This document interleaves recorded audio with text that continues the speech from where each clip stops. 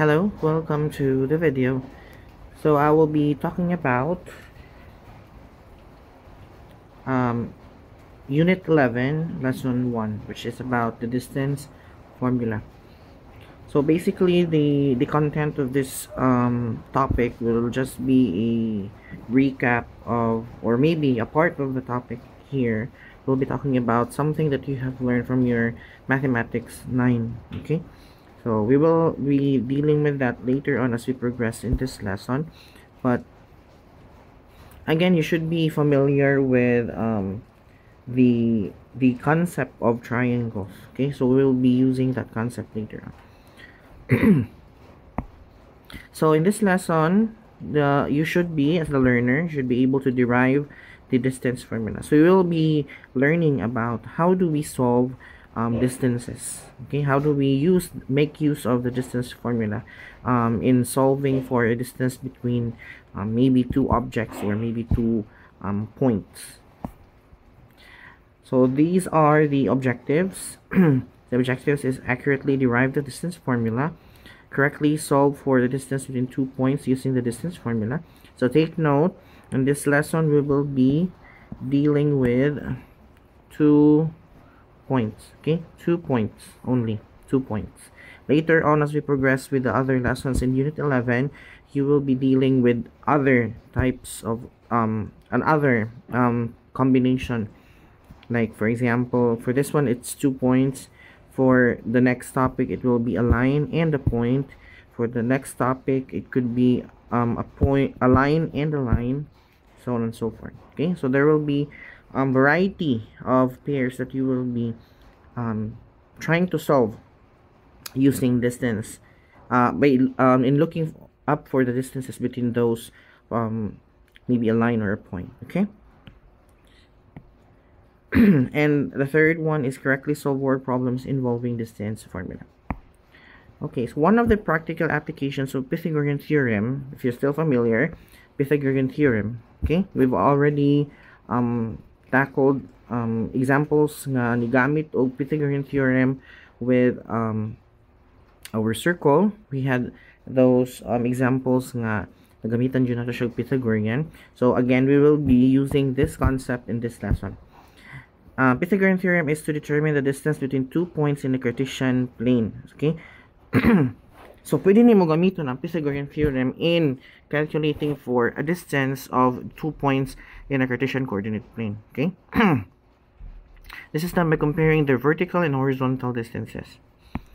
Now, this is useful in several real-life applications, such as determining the distance between two locations on a map, which is used in the navigation apps on your phone. Okay, so sa atong mga phones na may mga maps, no, and usually those apps will be using several concepts, and one of those concepts ang gamiton nila is Pythagorean to measure the distances between 2 points in the map, okay, or on the map. Now in this lesson you will learn how to use the distance formula to determine the distance between 2 points. So here are the essential questions. So how is Pythagorean theorem related to the distance formula? So you would know later on. And then in what other areas of mathematics can the distance formula be applied? So you will think about this later as you learn more about the distance formula. Now, let's first recall ourselves what is Pythagorean theorem. And I know from your Mathematics 9 you've already learned this by heart.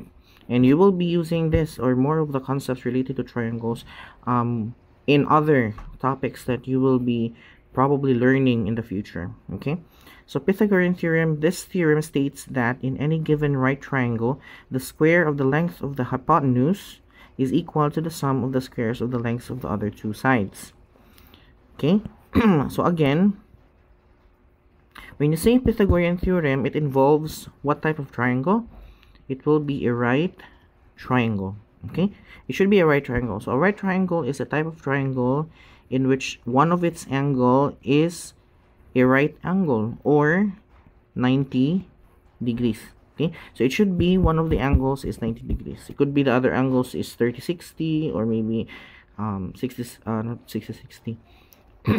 It could be the other is 45-45 or some other measurements of the other two angles, but it should be that for a triangle to be called right triangle, naagyo sa niya ka angle nga equal to 90 degrees. Okay? Press ani. Akong gidrawing diya sa baba. Okay?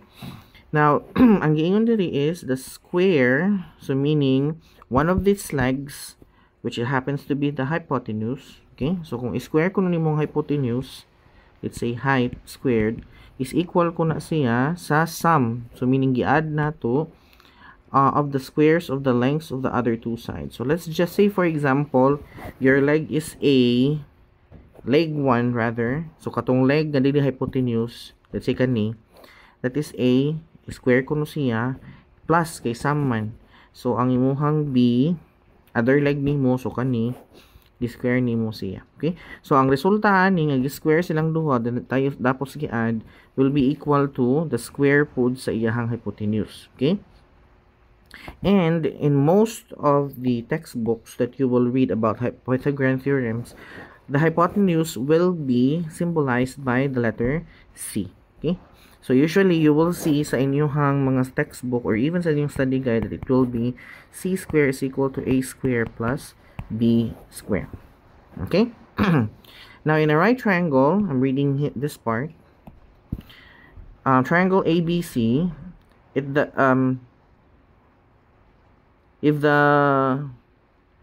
measures, this is if nasa iyo ang study guide, I mean ng presentation. If the measures of the legs are A and B, so meaning ang pangalan ko no, or ang measure, ang sukat ko no, ang sukod sa imuhang legs, sa imuhang triangle, nga dili hypotenuse, is A and B. Okay? They are symbolized by A and B. And the measure of the hypotenuse is C. So, ang sukod ko no sa hypotenuse is C. So, like this one, ito ang formula diri. Then, it follows, mo ni siya. Okay? So, same ra gyapon sa ato ang gi-come up sa babaw. Okay? So, hopefully, klaro. Now, how do we make sure that our C will be the hypotenuse of the triangle? So, unsa na to pag-determine, or what will be your, how do you say that? What will be your timailhan? Okay? What will be the sign that, dili sign nga, kanang negative, positive, sign man, unsay imuhang dapat timanan, okay? Para makahibaw ka kung asa napita ang hypotenuse. The hypotenuse will always be the opposite side of your 90 degrees angle in the right triangle, okay? So, let's have another figure ha, para mas klaro. Let's say kani. Let's say, akong tarungon og drawing. Let's say kana imong right triangle, okay? Butang ta lang, perfect na siya nga triangle, okay? And then this is your 90 degrees angle or right angle. Now, akong gingon, or what I just said a while ago, is that your hypotenuse will be the side rather, the side that is opposite your angle that is 90 degrees. Okay? So again, the side means kaning mga side sa imuhang triangle. Okay? Those are the sides. And ang gipangita for the hypotenuse is that it is the side that is opposite atbang sa iyahang 90 degrees angle for a right triangle. Okay? Only the right triangle will have an hypotenuse. The rest of the other types of triangles like scalene, isosceles, obtuse, acute, and the others will not be, or will not have a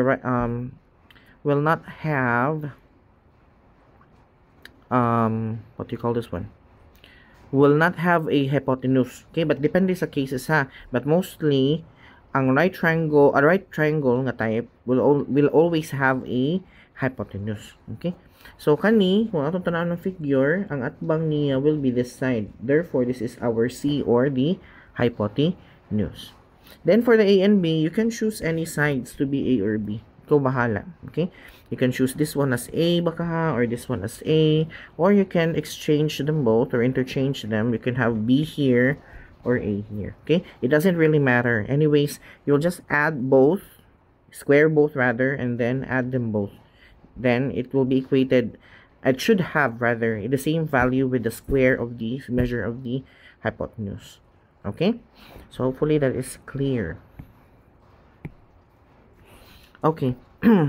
So here's an example of a Pythagorean theorem computation. So for example, To find the hypotenuse of a right triangle whose legs measure 3 meters and 4 meters, we follow these steps. Okay?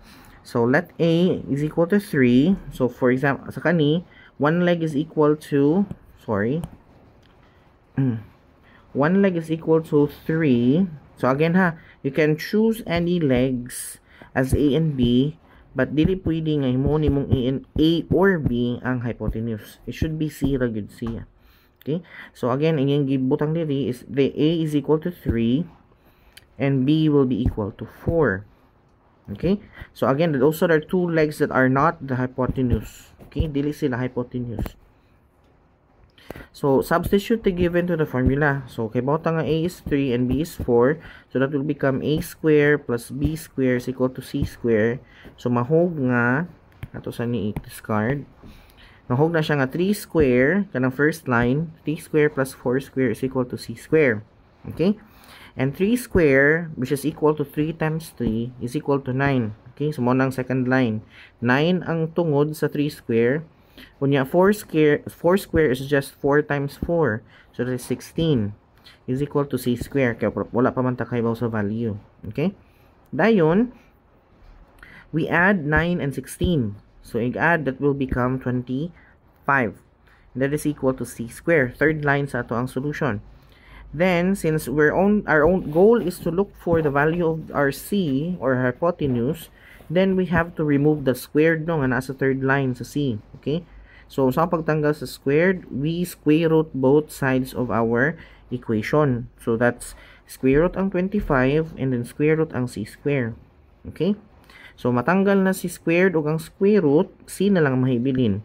And the square root of 25, if you still remember from your mathematics in maybe in elementary or maybe sa grade 7, there are two answers for a square root. It could be a positive or negative answer.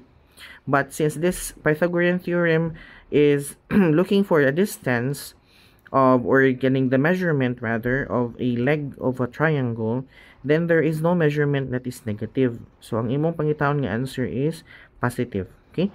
Therefore, the C is equal to the square root of 25, which is positive 5. Okay? And that is your answer for this problem. Or this example, rather. Okay? Thus, the hypotenuse of the given right triangle is 5 meters. So, that is your answer. Now, before we proceed to the distance formula, let me first show you some figures no na akong drawing. Okay? So we have here two Cartesian planes. Okay? Two Cartesian planes. The two planes have 2 points on them. Okay? Imagine na lang there are separate nga Cartesian planes. So meaning dili connected ang duha ka points sa pikas sa duha ka points pud nga naa sa pikas. Okay? They are separate together. Now, if I tell you to look for the distance of the first point to the second point, let's say kanilang sa nga point, okay? If I tell you to look for the distance between this point to this point, okay? Pila man ka sa inyong paminaw ang distance ani? Okay? You can actually have two ways no, of solving this one. Kung saan nyo pagpangita sa distance niya. Number 1, you can count. Diba, natungod man siya diri. And natungod man po siya diri. Therefore, if I count these fellas over here until here, then I would know the distance from this point to this point. Except aning first ha. Kaya mag-count magyud ka sa after ato nga digit. Dili sa magsugod gyud ka atong digit nga asa na tunong ang first nga point. Okay? So, mag-count ka. Pila man ni? This is 1, 2, 3, 4, 5, and 6. Therefore, the distance of this one is 6. Okay? So, that is counting. However, you can also apply algebraic way in solving for this one. For example, since this is a horizontal line, therefore, there's only a change in the x-axis. Wala tayo change sa y. Okay? Ito na ninyo, parehas namang gihapon ng ihang y na siya around number 3. So, di na to na siya concern. Ang atong concern kay ganahan man ta makahibaw sa distance between the 2 points, kana silang duha, then all you have to do is just measure its change in x. Yang kalahian sa x. Okay? Now, notice that this first point, kinatunong siya sa 1. Okay, 1 man ni diri. Okay? And then the last point is natunong siya sa 7. You can count the digits actually, ha? That's 1, 2, 3, 4, 5, 6, 7. Okay? So, 7 siya. Now, to measure the distance between the 2 points, all you have to do is subtract the furthest point, or any points in the, for the matter actually. You can subtract the first point or any point to its other counterpart. For example, let's say this is x2 and this is x1. Okay, ha? This is x2 or x1. So you can do x2 minus x1. So pila ra gani sa x2, that is 7, minus pila gani x1, that is 1. Therefore, the distance between the 2 points is 6. Okay? Take note that we just subtracted the 2x points. Okay? X component of the points. Kaya parehas naman sila of y component. Okay? Sabtan na? Hopefully, nasabtan na. Okay? So, easy ra siya kung horizontal. Horizontal ang line. Or kaning horizontal ang kaning, kung gidrawingan nimo og line ang ato ang duha ka points, then horizontal ang maporma, then all you have to do is just subtract the 2x components of the points kung horizontal. Okay, ha? Again, kung horizontal siya, meaning parehas po ng iyang may component. In this case, puro 3 ang ato ang duha ka points. So, kung imo ni isuwat ang iyang coordinates, mahog ni siya nga 1 and 3. Ang second coordinate is 7 and 3. Tanaw ninyo, parehas ang iyahang y component. Okay? So, meaning naaray change sa iyahang x. Naaray kalahian sa iyang x. So, mao nang ato siyang gi-subtract para mahibaw ta sa katason sa linya. Okay? Now, what if bali? What if walay kalahian ng x pero naay kalahian sa y? Notice the second Cartesian nga akong gi-drawing dinhi. Okay? So, if you want to know the distance between these 2 points, you can also apply the ihap-ihap method or the counting method. Okay? So, again, you start with the next digit after aning first point. Okay? Diba, morning first point, no? So, mag-start to count din. That is 1, 2, 3, 4, and 5. Therefore, the distance of this line is 5 only. Okay? But again, you can apply algebraic method in solving for the length or the distance between the 2 points. Okay? Now, how do you do that? Notice that if you write down its coordinates sa maning duha ka points, this will be 6 sorry, 6, I don't know, bali siya. Dili 6 diha. That is 3 na siya diha. That is 3 ato ang x, unya 6 ang ato ang y. Okay, ha? 3 ang x, so gikan diri padung diri, that is 3, so sakto.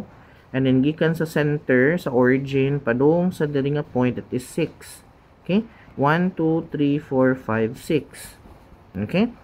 Now, ang sa ubos will be still the same, 3 siya, but 1 ang iyahang y component. Okay? Coordinate na siya, so meaning 2 pairs of numbers. Okay? 1 ang iyahang y component. When I say y component, kanang ikaduha nga number. Okay? Now, notice that the x components are the same. Parehas sila nga 3. Okay? So, your concern in solving for the length of this line na nagsumpay sa duha ka points is only the change of their y. Change sa ilang y component. Okay? So, same ka ganina, you can rumble, no? Kaning imuhang lengths, okay? Or in your points rather. For example, balihon nako, okay ha? Let's say akong gamiton is y, muna ako ang y 0.1 dinhi. So na ang y1 mo ning 0.2. Okay? So again, same gyapon y2 and y1. So this will become ang y2 nako is 1 minus ang ato ang y1 which is 6. Again ha, ang y component raman, so kana ra nga point ang akong gikuha. Or kana ra nga number akong gikuha. So that's 1 minus 6 which is equal to negative 5. But again, we're looking for the length of the line that is connecting the 2 points sa ato ang figure. Okay? And when you deal with measurements, it's always positive. Okay? So you transform this one using absolute value or absolute value sign, and this will become positive 5. Okay? Notice that the values are the same. Okay? Now, take note that we use this notation, y2 minus y1. Again, you can use any points as long as, not really as long as, as long as you follow the sign. Okay?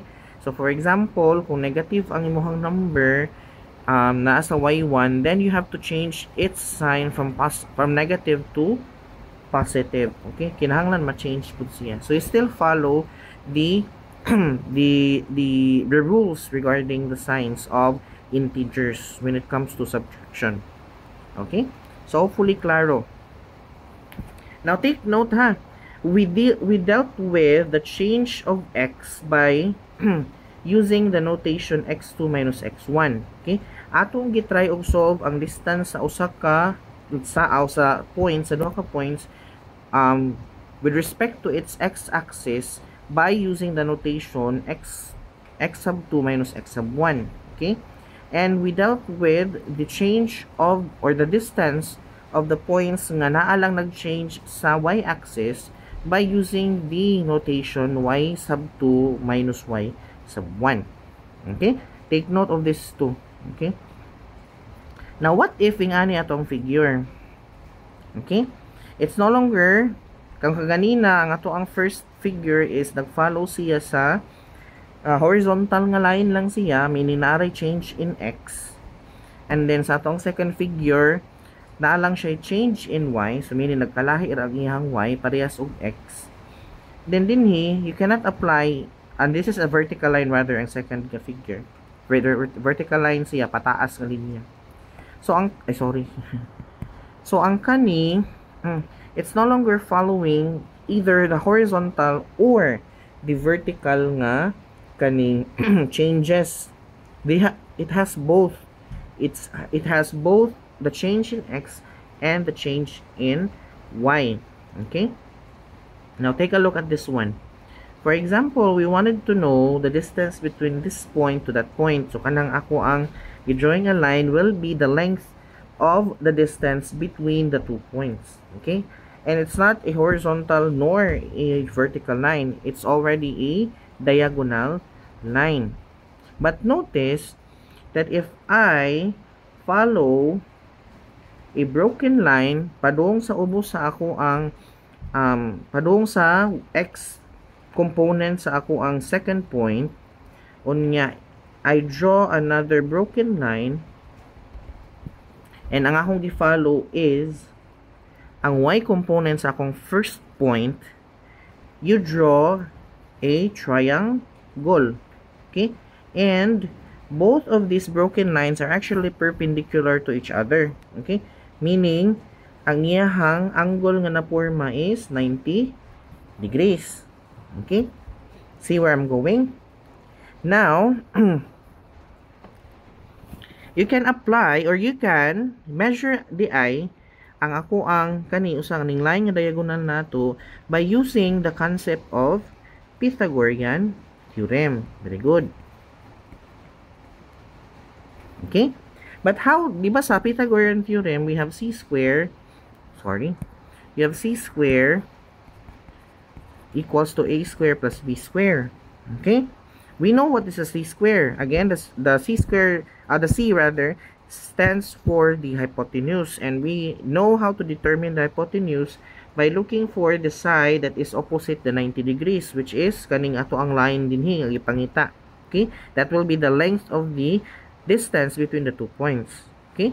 But how do we figure out the a and the b square, or the a and the b? Okay? Now take note ha, that if you notice for this one until this point, this is actually just the change in our x components on both of the points. Mao'y kalahian sa x components nato for both of the points. Okay?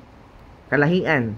Remember diri, kalahian sa ato ang x, kalahian sa atong x components. Okay? And then, ang dili nga side is only the kalahian sa ato ang y component. Okay? Which is kani, kalahian sa y component. Therefore, you can, let's say for example, kani atong a and this will be our b. So you can equate our a as x squared minus x1. Sorry, wala pa ng parenthesis. And you can equate our b as y squared minus y1. Okay? Hopefully, you're getting where I'm going. Okay? Now, again, this is for the line that is diagonal. Okay? Or the distance that is diagonal. So, if we substitute these expressions sa ato ang formula diri, then that will become c squared is equal to x squared minus x sub 2 rather minus x sub 1 square plus y sub 2 minus y sub 1 square. Okay?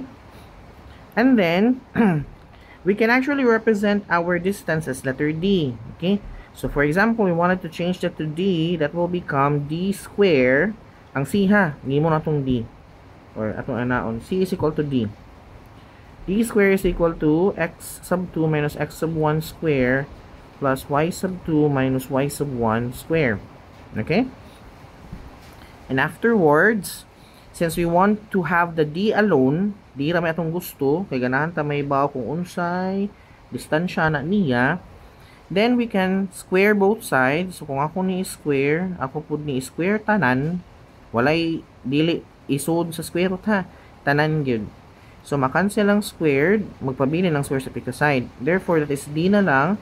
And that is the square root of x squared minus x sub x squared. X sub 2 minus x sub 1 squared plus, sorry, let me erase that. Y sub 2 minus y sub 1 squared. Okay? And this is actually the distance formula. Okay? So, this is how the distance formula was derived. Okay? Yan na pag buhat ang distance formula. Okay? So, let's go back to the presentation. So, the distance formula is used to find the distance between two distinct points on the Cartesian plane. Okay? You can use the distance formula actually when computing for 2 points on a Cartesian coordinate plane. Okay? Again, this is the application of this one will be with maps or maybe just what do you call this one? What do you call this one? I forgot the term. When you're when engineers, let's just use the term engineers. The engineers are measuring the size of a lot or kanang yuta, ilang gitry og measure kanang sa yuta. Then they sometimes use distance formula no in finding out the real measure of the lot that they're trying to size up. Okay? So again, when dealing with distance formula, there should be 2 points only. 2 points. Okay? 2 points. It could be a line sa pikas, but the line should have a determined point sa iyaha, na naglay sa iyaha. So, dapat na kay nahibawaan nga point within that line na pwede nimo gamitan og distance formula. Okay? Again, 2 points ang kinahanglan nimo.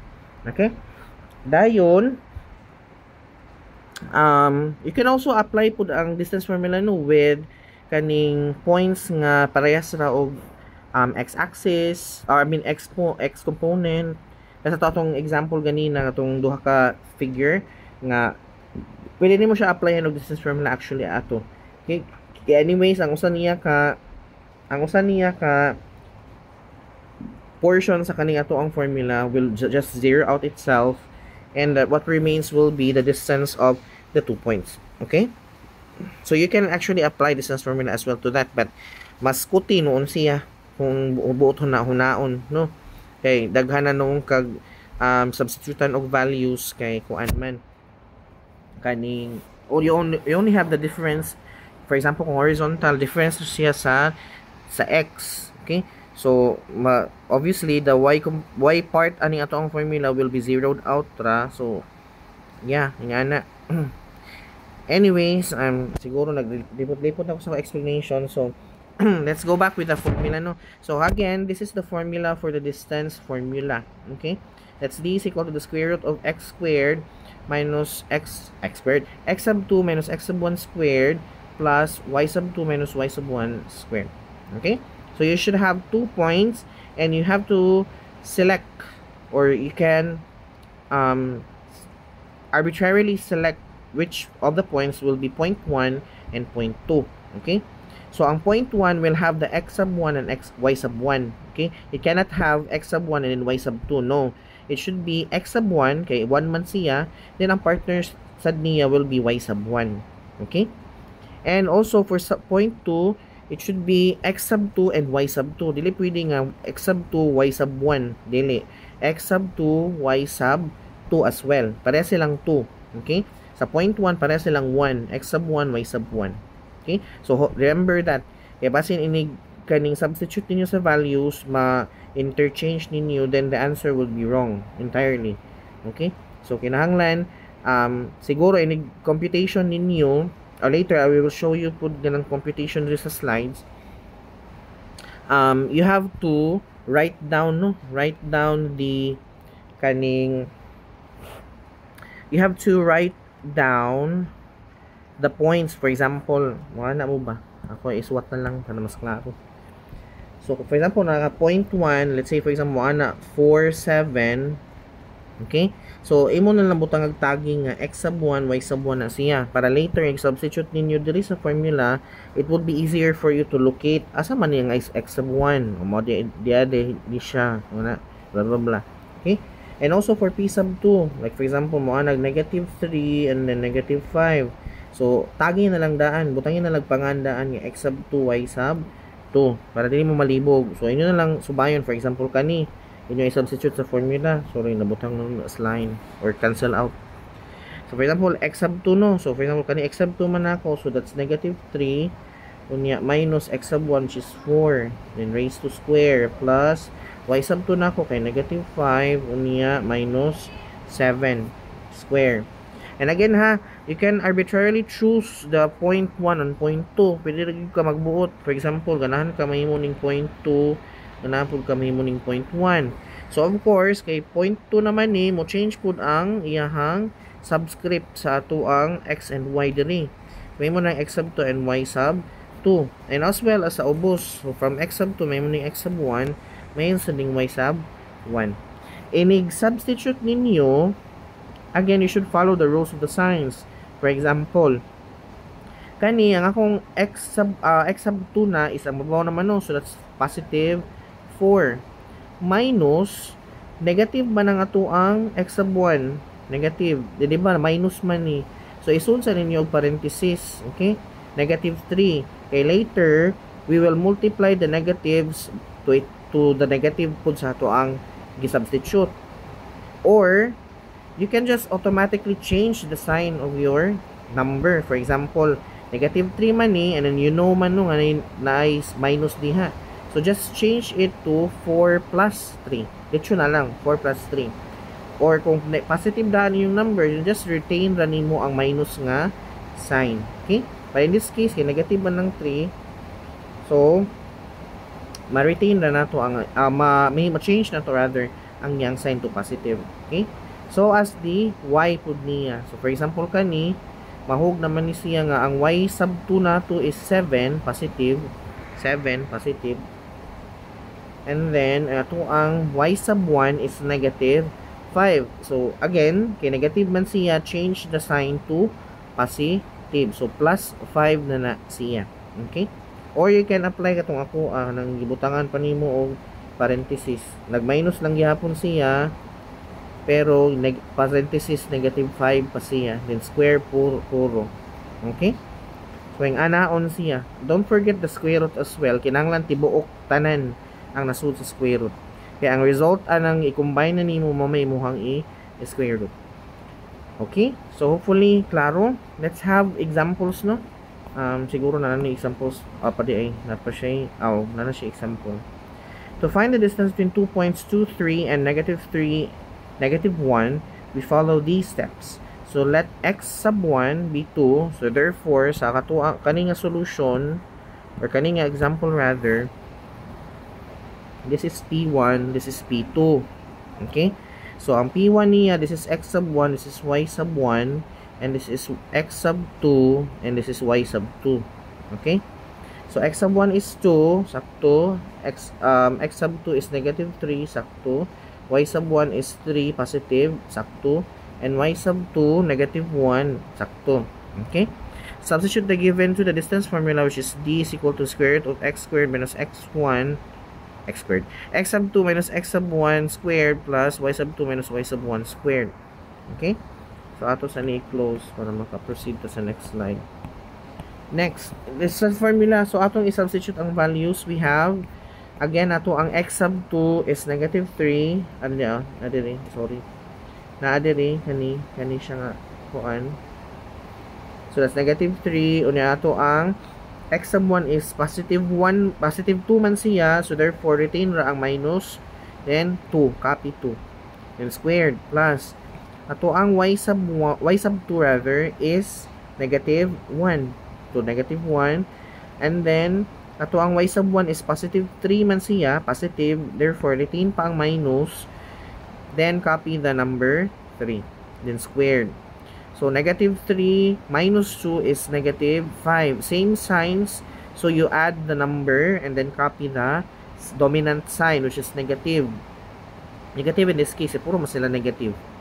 So, 3 plus 2 is 5. So, negative 5 squared plus pareha sila negative. Negative 1 minus 3. Pareha negative. So, add the numbers. 1 plus 3 is 4. And then copy the dominant sign, which is negative in this case. So, negative 4. Now, negative 5 squared is just 25. That's negative 5 times negative 5, which is positive 25 lang gihapon. Okay? And then negative 4 squared, that is negative 4 times negative 4. So, mahimong positive, kay negative times negative is positive. And 4 times 4 is 16. So, that's positive 16. Dayon, 25 plus 16, I'm in line 3 na ha. Line 3 na ko. So, that is positive 41. And remember, napaghihapon si square root. Okay? So, the answer is square root of 41 ang distance niya. Okay? So, hence, the distance between the 2 points, 2, 3, and negative 3, negative 1 is square root of 41 units. Wala siya gihatag man nga unit of measurement diri sa ato ang problem. So, ang gi-assume sa ato ang naging sa presentation is in units ang measurement. Okay?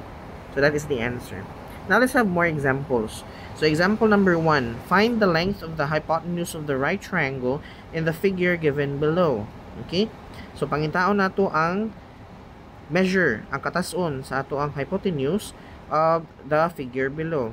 So, we have A, ato ang isa ka leg, which is 6, and ang ato ang second leg, which is equal to 10. Okay? So, ang atong C, ang missing, ang atong hypotenuse ang missing. So, since this is a right triangle, you can apply Pythagorean theorem. And again, only right triangles will have hypotenuse. Or in most cases, or in all cases rather, with right triangles, nagyud siya hypotenuse. Kana na lang akong i-term. Kaya naman siguro instances sa scalene man siguro nga magka-nemo siyang right triangle or even gani sa wala sa obtuse. Wala.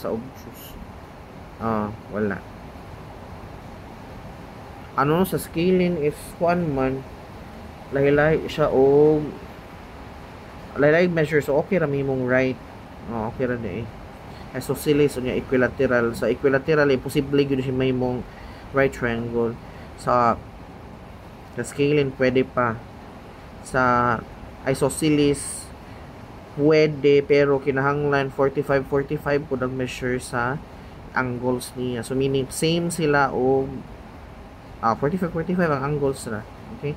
So, na instances sa ubang types of triangles na pwede siya makahimo o right triangle. Okay? Sige. So, again, going back to the problem. So, atong pangitaon is ang hypotenuse. So, we're going to apply Pythagorean theorem. Okay? So, substitute the values to the Pythagorean equation. Okay, so the equation is a square plus b square is equal to c square. Now remember, we were given already the values of a and b, so that's 6 and 10 respectively. So that's 6 square for a and 10 square for b. Okay, so the 6 square plus 10 square is equal to c square. 6 square, which is 6 times 6, is just equal to 36. Line 3. Okay, line 3 na ako sa solution. And then 10 square, that is 10 times 10, which is equal to 100. 100. Okay, is equal to c squared. Then we add them both. 36 plus 100 is equal to 136. And that is equal to c squared. Now, ang atong goal man, diba, is to look for our hypotenuse, and that is c alone. Wala siya squared. C ra gyud siya. Wala nang squared. So, how do we remove the square? We square root both sides of our equation. So, we have square root of c square and then the square root of 136. Mo ni siya ang line 1 sa ato ang second slide. And the square root of c square is c, and the square root of 136 is 2 square root of 34. Now, ngano ingana siya? Let me show you. Okay? Now, I believe ang gibuhat sa ato ang nagbuhat ani nga solution is iyahan ni siyang gi-applyan og prime factorization. Okay? So, what is prime factorization? We look for, or we divide the numbers with prime numbers until nga maabot ta sa such point nga ang pinakalas nga number is wala ni makadivide niya instead of 1 alone. Okay, or itself, pwede ra sad. So, kani siguro nag-start siya 2. So, 136 divided by 2, that is 88, I believe. Ano? That is not 88. Kuan siya. 68. Sakto ba ko? 68. That's 6, 1, 136 sakto. Okay? And then, sunod, nag-divide na po siya 2 ana. And then, the result will be 34. Okay? And then, you can continue with this one. Pero, nana ninyo ha. I continue ninyo. Na ako naman nakuha nga 34 siya. But if you continue lang, for the sake of example, and I will continue solving for it. Let's say, 34 na no. So, if I divide again by 2, then that will become 7 siya diri. 14. So, that's 17. Sakto? 17. 17 times 2, 34. Tama. Okay? So, 17. And then, 17 is a prime number. So, meaning, stop na ko diha. Okay? Now, what do we do with these numbers na? Okay? You only copy the numbers nga naa sa kani. Okay? Wala na siya i-appeal diri ha. Wala na siya i-appeal. Mao na yung prime factors niya sa ato ang number nga 136. So, that is, kung inyong i-multiply si 2 times 2 times 2 times 17, then ang result will become 136. Okay, you can try in your calculator. Pwede rin yun i-try. Or I can even try here sa ato ang kuan.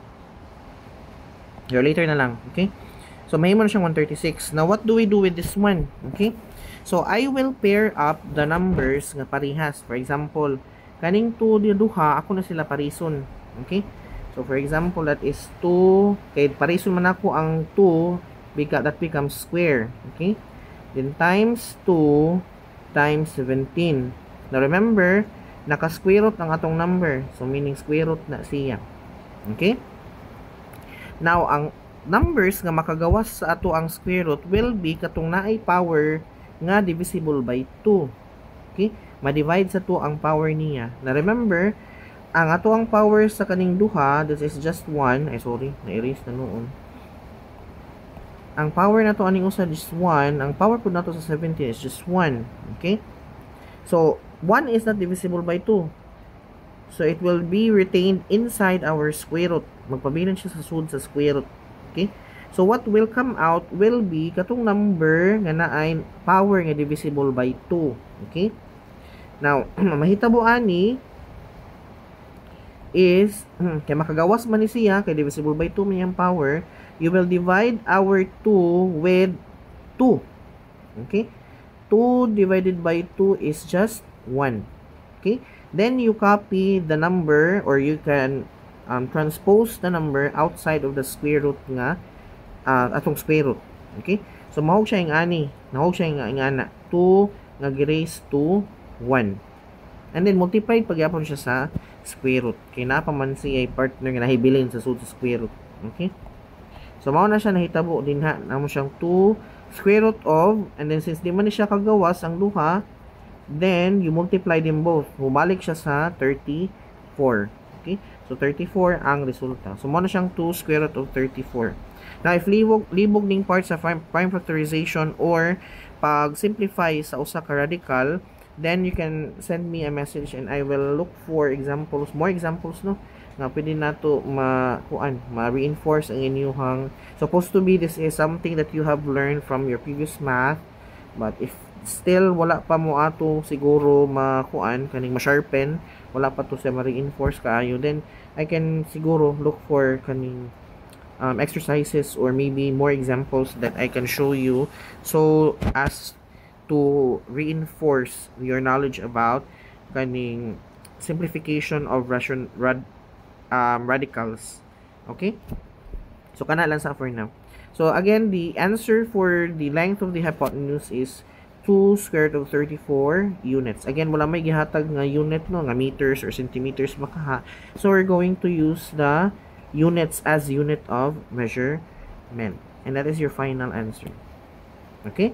So hopefully klaro ni. Kani siguro sa part nga square root siguro mo na maungot gamay if dili pa mo familiar sa simplification of radicals. Okay? So let's proceed with the next example, and I actually have more, but siguro ako lang i-limit to 1 hour ang ato ang video, so dili kayo bugat pod sa ato ang upload one time. So we have example number 2. Miguel's house is mapped on the coordinate grid with the city hall as the origin. Okay? So sa ato ang mapa, sa map kuno diri, City Hall ang nasa center sa atong mapa or ang origin sa atong mapa, kaning asa mag-abot ang cross ba sa x ug y axis. So sa tunga ana ang City Hall, unya somewhere sa mapa na ang balay ni Miguel. His home is located at point 24. Okay? His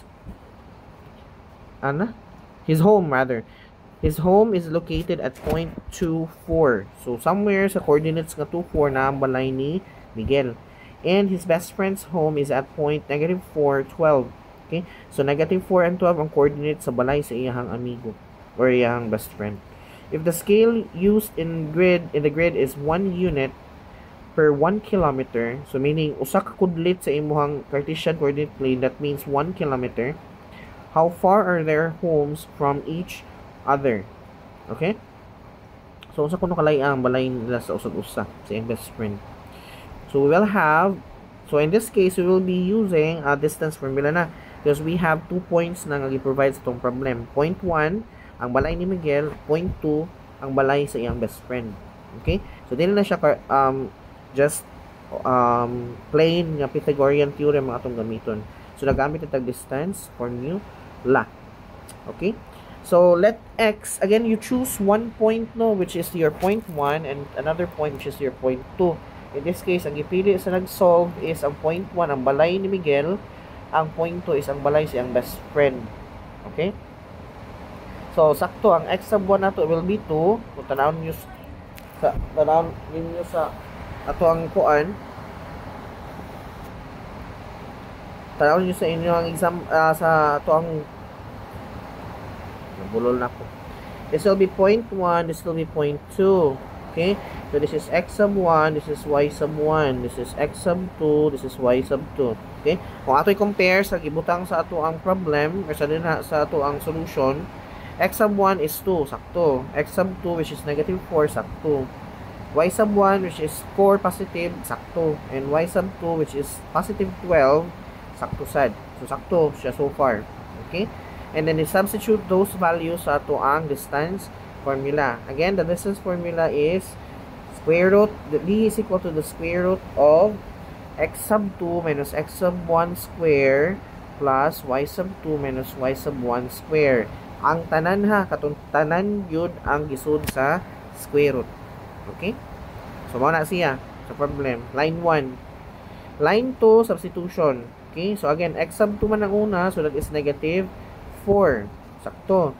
Then, minus, atong x sub 1, which is positive 2. So, copy lang gyapon ng minus, and then, copy the number, which is 2. Squared. Plus, y sub 2 na to is positive 12. Okay? Minus y sub 1, which is positive 4 raised to the square. Line 2 ko ha, nagtanaw. Line 2. Next, line 3 ta. Nagtanaw. Line 3. So, negative 4 minus 2, same silang signs. Therefore, add the numbers and copy the dominant sign. 4 minus 2, 4 plus 2 is 6. And then, copy negative kay mo may dominant sign. Raised to square. Plus, 12 minus 4, laylay silang sign. So, madayon ang subtraction. So, that's 12 minus 4, that is positive 8. Kaya mas dako value si positive kontra ni negative. So, that's positive 8 raised to square. Okay? So, negative 6 square is just negative 6 times negative 6. So, mahimong positive, and 6 times 6 is 36. Plus, 8 square is just 8 times 8, which is 64. Okay? 36 plus 64, that is 100. And the square root of 100, line 5 na ta ha. Line 5. And line 6 na to will be the square root of 100, which is 10. Okay? Therefore, the distance, and remember that sa ato ang problem, yung gingon diri, 1 unit is equal to 1 kilometer. Remember, this is in units. Okay, units na siya. So, kung i-convert na to into kilometers, that will be 10 times 1 kilometer. Okay, in units man eh. Okay, and that is 10 kilometers. So, the answer is 10 kilometers. Okay, so mao na siya diha ani butang 10 kilometers dito. And that is your final answer. Now, we have other examples here. You can try it out sa inyo ha. Diha. Number 2 will be a little bit challenging, but you can probably you can solve this one if you still remember katong ato ang mga common factoring techniques. This will siguro most likely apply katong general trinomial factoring case number 1. So you can check that out, or maybe apply that out in solving for number 2. Okay, but again, I'm confident, in a way, nga makasolve na mo aning ito. You can try it out sa inyo ha. Okay, for group practice, ganahan lang mo. Again, dali sa inyo hang study guide nga akong gisend sa inyo hang paper na, so you can check it out. Kaning group practice is just the application of for a travel 5-3. Just kuan na siya. Kaning inyo sa determine ang coordinates sa car A and the coordinates of car B. When I say coordinates, it means the two numbers ba? Katong, for example, ng ani. For example, car A is nasa 3, 4, o car B nasa 5, 6, ingana. So, kani ang inyo figure out sa using the information yung gihatag sa problem. Okay? And you should be able to solve for the distance between the two cars. Okay? Now, take note ha that the direction as well. For example, this says here nga north siya, so that means that is going to this is our Cartesian coordinate plane that goes up and then it goes to the left, therefore negative ang sunod, something. And then ang car B, it goes south, meaning negative na siya daan. Ang iyahang direction sa iyang y, and ang iyahang direction sa iyahang x is positive siya parong. Okay, so dapat mo panon po ang iyahang sign. Okay, so try to figure it out. You can have it checked with me so I can see, I can verify if your answer is correct. Okay, so that will be all for the video. If you have any questions regarding the topic, that topic is actually very easy, no? It's not that it doesn't really need a lot of interpretation or meaning analysis. So it's just plain knowing the values of your points and then trying to substitute the values to your distance formula, and you should be good to go. Okay, it's very frankly easy for now. Maybe in the next few topics we will have more analysis related problems. So we might have to deal with, sorry, might have to deal with problems that needs more brain power for us to solve it. And anyways, for this topic itself, it's plainly easy, so I know you'll be able to learn this quickly. Again, if you have any questions, feel free to message me, leave me a ping or PM, and I'll try to answer your question as soon as I can, or maybe when we see each other at school. So that is all for this video. Thank you everyone. Thank you everyone for watching, and I hope you learned something out of the video. See you on the next one. Goodbye.